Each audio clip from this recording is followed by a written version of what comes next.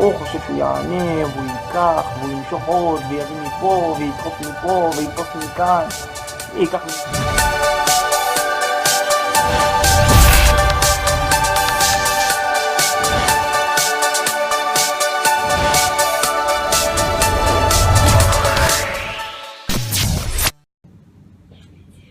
טוב, בעזרת השם נאמר כמה דברים ככה מפרקי אבות.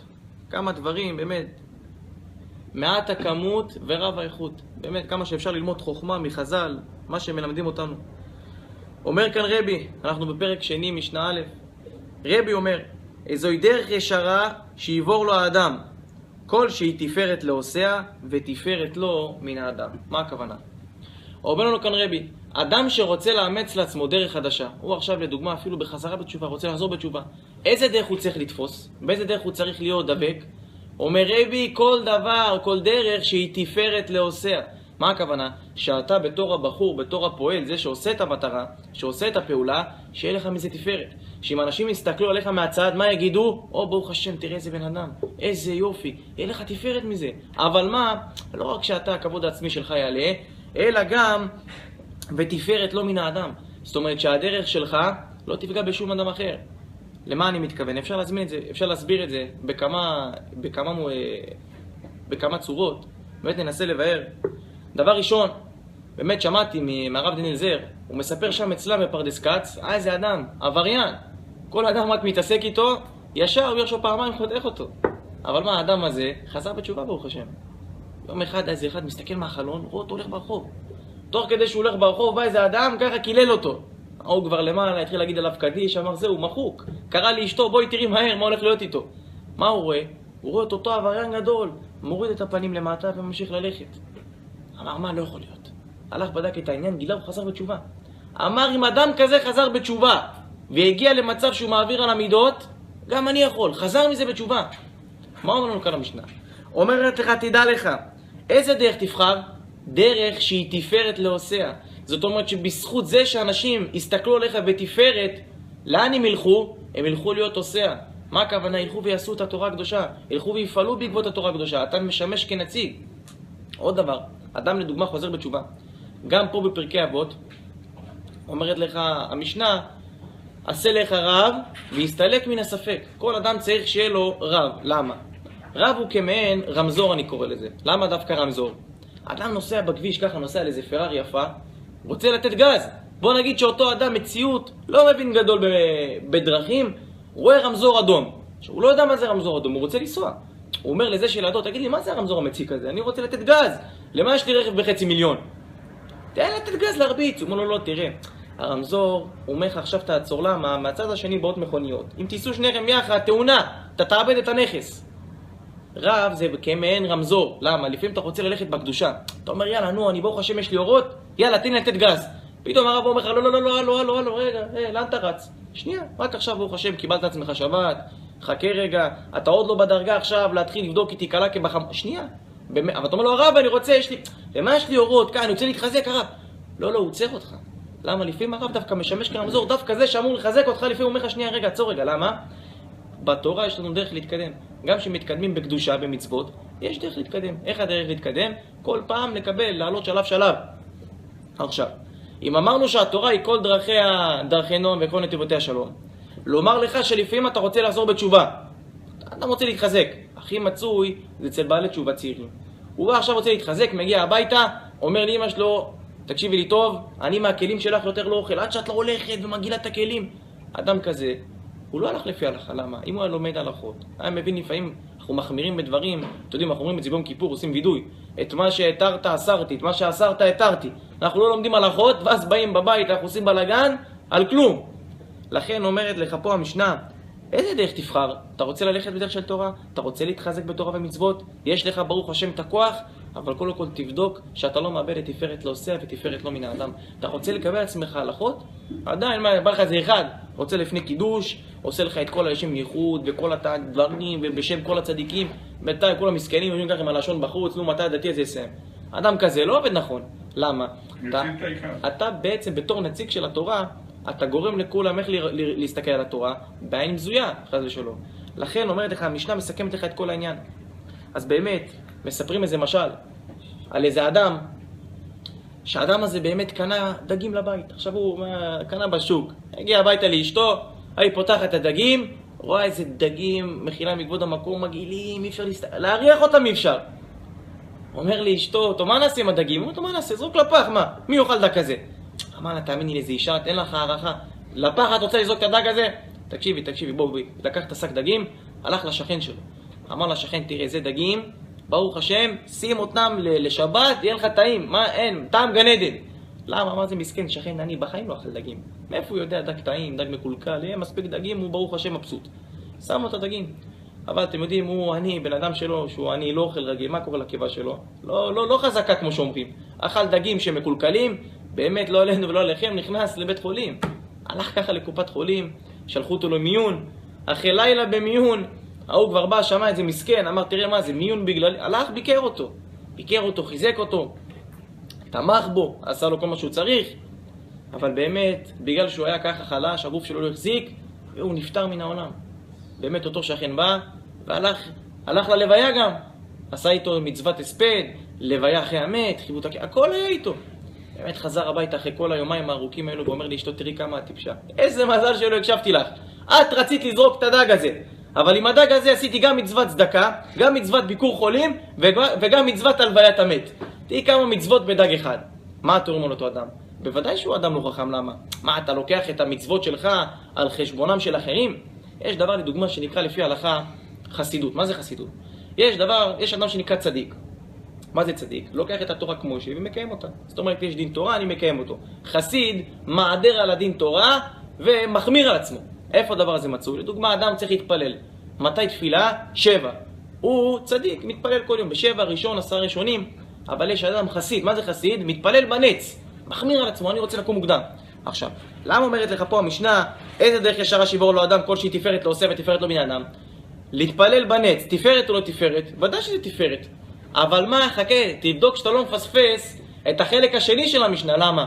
האדם בא עכשיו יושב בבית, רוצה עכשיו ללכת לנץ, שם שעון מעורר, אבל מה הוא שכח? הוא ישן ליד מישהי, יש לו את אשתו לידו.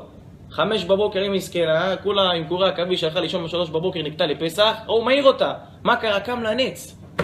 כבודו קם לנץ, מעיר את כולם איתו. למה? הוא רוצה לקום, מחמיר על עצמו. לפי דין תורה, לפי ההלכה אסור לך. למה? אתה יכול לקיים את המצווה כמו שהיא, כמו שצריך, בשחית, ב7, יפה. אם אתה קם ב5, אתה פוגע באחרים, הדבר הזה הוא אסור. למה? אתה לא יכול להחמיר על חשבון אדם אחר. כל חומרה כזאת או אחרת, גם תראה, אתה יכול להחמיר על עצמך, אבל כלפי האחרים אי אפשר. לכן הרבה פעמים, אם תראה אצל גדולי ישראל, הוא על עצמו מחמיר והכל, אבל כלפי האחרים בהלכה, איפה שהוא יכול הוא מקל. איפה שהוא יכול הוא פותח פינות. למה? אנחנו יודעים שהדור הזה הוא חלש, אבל אם תראה אותו לעצמו, הוא פסק לדוגמה, לא חייב אחרי שירותים ליטול ידיים עם כלי. סתם לדוגמה, לא משנה עכשיו במקרה, אבל תראה אותו בבית, מקפיד עם כלי, שטיפה, הכל. למה? אבל אמרת שמותר. יש הבדל. לעצמי אני יכול להחמיר. על האחרים אני משתדל לתת קולות. למה? שיהיה קל לבני אדם. עוד אופן שאפשר להסתכל על המשנה, ככה הסברנו את הדברים בפשט. אפשר להסתכל על זה גם מתחת הדברים, בעניין הסוד. איך? רבי אומר, זוהי דרך ישרה שיבור לו אדם, כל שהיא תפארת לעושיה. מה הכוונה? כאמור, יש לנו מבחינת הקבלה, יש לנו ספירות. בגוף של האדם יש ספירה שנקרא ספירת של יד ימין. יד ימין כנגד מהי? כנגד החסד. יד שמאל כנגד מהי? כנגד הדין. אבל מה זה האמצע החזה? זה ספירת תפארת. לומר לך, אדם עכשיו רוצה לדוגמה לעשות מצוות צדקה. ניתן את הדוגמה של צדקה. יש לך מצד אחד את החסד, יד ימין. לדוגמה, אנחנו מתפללים 18. מה אנחנו אומרים שם? אלוקיי, ניצור לשוני מרע, ושפתיי מדבר מרמה. מה אנחנו אומרים שם? עשה למען שמך, עשה למען ימינך. 20 שנה בן אדם מתפלל את התפילה, לא יודע מה זה בכלל אומר. מה זה עשה למען ימינך? עשה למען ימינך, זאת אומרת, אל תיתן לי את כל מה שביקשתי בתפילה כי אני ראוי. עשה את זה למה? כי אתה אל רחום וחנון, זה השם שלך, זה הימין שלך. הימין של השם היא רוממה, ימין השם עושה חיל. אז למען ימינך תיתן לי את הבקשות. זאת אומרת, אומרת לך פה התורה, אומרת לך פה המשנה, אתה לפעמים רוצה אפילו לתת מצוות צדקה. אתה רוצה לתת חסד. מה זה חסד? יד ימין. אבל מה קורה? אדם כזה נותן, עד שלא לא נשאר. זה לא טוב. למה? יותר מדי חסד. טוב, מצד שני יש לך אדם משתמש בעצמו, יותר מדי דינים. אתה אומר לה, הוא תן לו צדקה. ראיתי אותו נוסע אתמול בהונדה. עזוב אותך, זה שקרן, הוא עושה בצומת מה שאני לא מרוויח ביומיים. אותו מדבר ככה. הוא בוחן הציציות של אדם. בודק כל אחד. הוא לעצמו, אפילו עזבו צדקה. הוא רוצה לקנות משהו לאישה לחג, לא מוציא. על עצמו לא קונה. זה יותר מדי דינים. מה אומרת לך ההלכה? איך אתה צריך להיות? תהיה תפארת. מה זה תפארת? לדוגמה, אמרנו צדקה, יש פזרן, זה לא בריא. ויש מצד שני קמצן, זה גם לא בריא. איך תהיה נדיב? מה זה נדיב? קונה לעצמו, אבל דואג גם לאחרים. אומרת לך ההלכה. גם המשנה כמובן. אם אתה לדוגמה רוצה לעסוק בצדקה, נתנו את זה כדוגמה, אז נמשיך איתה. פתאום ראית עכשיו איזה נרקומן. אדם, אתה יודע שהבן אדם הזה לוקח את הכסף הזה למקומות לא נכונים, למקומות רעים. מה אתה אומר במצב כזה, מה רוצה לפעול? לרגש. הוא מסכן, או אישה מבוגרת. אתה יודע שהיא לוקחת את זה לדוגמה לאלכוהול. אתה אומר ישר, לא, איך אני יכול לראות אותה ככה, היא בגיל של אמא שלי, וזה איך אפשר? תורה אומרת לך, תדע לך, תמיד אתה חייב להפעיל דבר ראשון, את השכל. את השכל. הרי התורה מה היא בסופו של דבר? היא נטו שכל. אם אדם רוצה להפעיל את הרגש שלו בתורה הקדושה, לאן הוא יכול להגיע? הרי מאיפה אנחנו לומדים את הדבר הזה? דבר ראשון לומדים את זה מהאדם הראשון. למה דווקא מהאדם הראשון? כולם חושבים האדם הראשון, אכל תפוח, אכל אגסים, לכיף שלו. באמת, הדברים האמיתיים שקרו באותה תקופה, האדם הראשון, מה הוא ידע? הוא ידע שבתוך תוכו אין לו יצר הרע. זאת אומרת, כדי להיחשל בעבירה, הוא צריך גורם חיצוני שיחטיא אותו. צריך גורם חיצוני. אז מה אמר לו הנחש?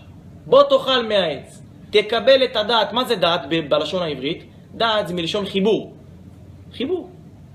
לדוגמה שאומרים על האדם, האדם ידע את חווה אשתו. מה זה ידיעה? זה באמת, זה עניין חיבור. אז באמת, עץ הדעת זה החיבור ליצר.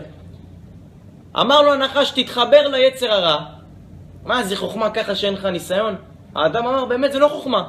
אני אוכל מעץ הדעת, יהיה לי יצר הרע בפנים, אני אתגבר עליו, ויקיים את מה שהעולם נוצר. הרי למה צריך את האדם הראשון? תעשה ישר עולם גן עדן. ברור, עולם רצה שיהיה לנו ניסיון, שהאדם הראשון יעמוד בניסיון, ואז כולנו ניכנס לעולם גן עדן. טוב, למה צריך את זה? משום נעמת הכיסופה. מה זה נעמת הכיסופה? משום לחם בושה. תיקח בן אדם, שים אותו בבית כמה שנים, טוב, אחרי כמה זמן הוא כבר ירצה, אתה יודע, לא נעים, תן לעזור במשהו, תשלם לך שכירות, מה? לא, חינם. גם הבן אדם הגדול ביותר, איפה זה מצוי? בבית כנסת. קונים למישהו עלייה, מזכה את פלוני. אחרי דקה הוא קונה לו עלייה ביותר כסף. למה? מזכה אותו חזרה.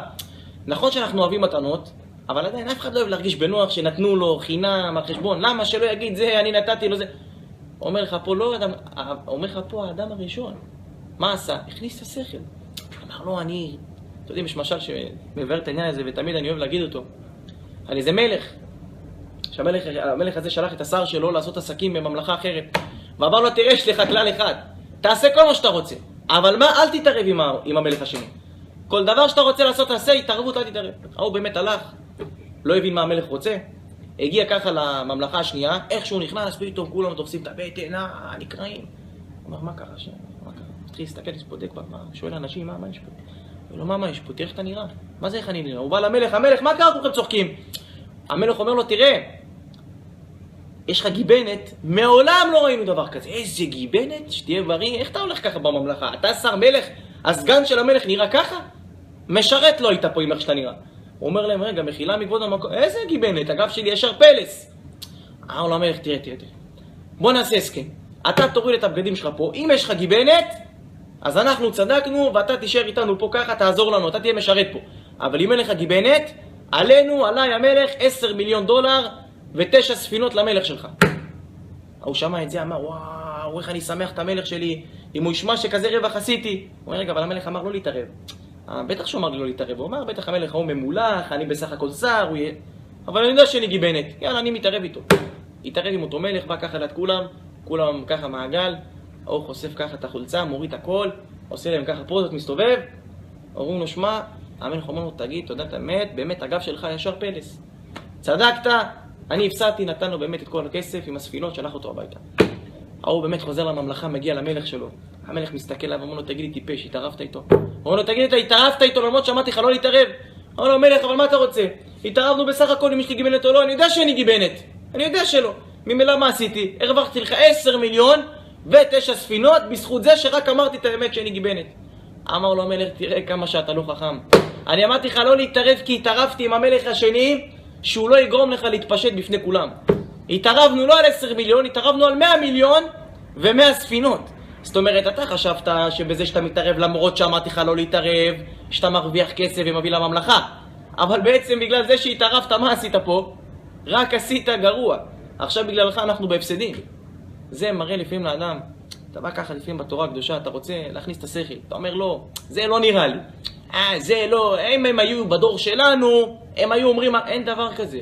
מה שהתורה אומרת זה אמת. לא סתם המשנה פה מביאה לך כללים איך להתנהג בעולם הזה. איפה חכמים, רבי, דברים, איך הם ידעו איך להתנהל בחיים שלנו?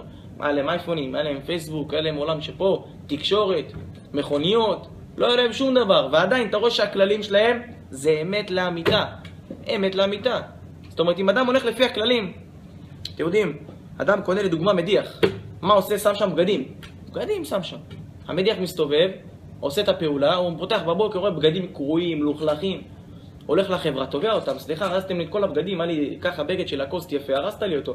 הוא כבר לא תנין, הוא תנין חצי. חתך אותו. לא, מה עשית לי? הוא אומר, שמע, תגיד, מה אתה רוצה ממני? הבאתי לך מדיח כלים. מה שמת בו? בגדים, בעיה שלך. מה אתם אומרים לאדם כזה? אנחנו לפעמים לוקחים את בורא עולם, הוא נתן לנו חוקים, ספר הוראות, כמו שלדבר יש בה מוצר חשמלי ספר הוראות, גם לגור בספר הוראות. איזה ספר הוראות? התורה הקדושה. הקדוש ברוך הוא הסתכל באורייתא וברא עלמא. הקדוש ברוך הוא הסתכל בתורה וברא את העולם. כל מה שיש בעולם, יש אותו כבר בתוך התורה מוכן לך. מה אתה עושה? הולך בחוץ. יש לך ספר הוראות לגוף שלך לחיים, מה אתה עושה? אתה הופך את הגוף שלך ממדיח כלים למכונת כביסה. אחר כך אתה בא בתלונות, לא, אין לי פרנסה, קשה לי בזיווג, קשה לי עם הילדים. בטח שקשה. אם אתה רוצה ללכת לפי הוראות יצרן, מה אתה תזכה? אתה תזכה שבורא עולם ברוך השם ייתן לך את החיים האמיתיים, ייתן לך מתיקות התורה, ייתן לך ברכות של התורה. אבל אם אתה באמת הולך בדרך אחרת, אתה נותן את הביטחון שלך באחרים, באמת שואלים שאלה כמה צריך השתדלות? מה התשובה? כמה שאתה מאמין בבורא עולם. אם אתה מאמין בבורא עולם 90%, אתה תצטרך 10% השתדלות. אם אתה מאמין בבורא עולם 100% אמיתי, באמת אם אנחנו היינו מאמינים בבורא עולם אמיתי, אבל 100%, היינו יכולים לשבת בבית, להיכנס למערה, כמו רבי שמעון בר יוחאי, ומשם לקבל את הפרנסה, אבל אנחנו לא בדרגות האלה, אין דבר כזה היום. אז אדם מאמין בבורא עולם 40%, כמה השתדלות הוא עושה? 60%. אם אתה תדע לך, אם אתה תיתן את הביטחון שלך במלך מלכי המלכים, אם אתה תיתן את הביטחון שלך פה, המשנה נותנת לך פה כללים, תלך לפי הכללים, אני הולך ככה. מה שהמשנה אומרת, אני עושה, אני לא זז מן השמאל, אני לא מחפש יותר מדי להכניס את השכל, להכניס את הרגש במצוות. לפי סיום נאמר, מה זאת אומרת להכניס את השכל במצוות? יש עניין שם, איזה שם? מלך. מה זה מלך? מם זה מוח, למד זה לב, וכף זה כבד. מוח לב כבד. מה זה מוח לב כבד? ככה אדם צריך להיות מסודר. דבר ראשון, בורא עולם ברא אותך עם המוח למעלה. תפעיל את השכל. תראה, זה טוב, לא טוב, כן, לא טוב. למה? מוח זה תמיד, כן, לא שחור לבן. לב זה רצונות, אני רוצה את זה. סליחה, זה רגשות. אני אוהב את זה, אני שונא את זה. כל דבר שני, תראה אם אתה מתחבר לדבר רגשית. אם רגשית זה מתאים לך. אחר כך מה תגיע? תגיע לכבד. מה זה כבד? זה תאוות. בא לי את זה, אני רוצה את זה, זה כבר תאוות. אז בן אדם שמסדר את עצמו לפי סדר של מלך, מה הוא זוכה להיקרא מלך? כל הזמן המוח. הוא רוצה לעשות דברים בעולם הזה, המוח ראשון, אחרי זה הלב, אחרי זה הכבד, התאוות בסוף, הוא מוחק את עצמו. שאומרת לך המשנה, זהו, גיבור הכובש את יצרו, שטוב המושל ברוחו, מהלוכי דיר. זאת אומרת, יותר טוב בן אדם שמושל ברוח שלו, מאשר מושל בעיר שלמה. למה? הוא יכול לשלוט בעיר, אבל הוא יש לו סוכרת, הוא בא לו איזה מתוקים, הוא לא שולט בעצמו, הוא לוקח. לכן כל אדם צריך לדעת, אם אתה הולך על פי דרכה של תורה, אתה זוכה להיקרא מלך. למה מלך? תמיד השכל שלך למעלה, אחר כך כל השאר. לכן אנחנו בעזרת השם נשתדל תמיד ללכת בדרכה של תורה, תמיד לשים את מצוותיו ותורותיו של הקדוש ברוך הוא לפני הרצונות שלנו, וממילא אנחנו נעשה את הדבר הזה, אנחנו גם נזכה שהרצונות שלנו יתקיימו, כי אנחנו עשינו את רצון השם שנאמר, עשו רצונכם כרצוני, ואני אעשה רצון האחרים כרצונכם. יהי רצון שנזכה בעזרת השם לגאולה הקרובה בימינו, אמן ואמן.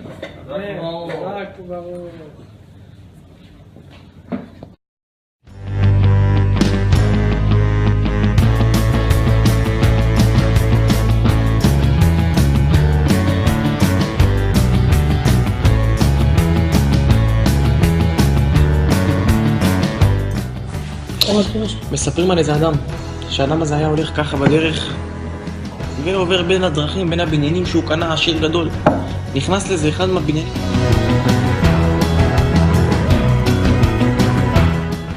מה ללמד אותך? אפילו אתה רואה את הדברים הכי מוזרים, הדברים שאתה לא מבין מה קורה פה בכלל. תדע לך, הכל זה לטובה. יש יד מכוונת מלמעלה.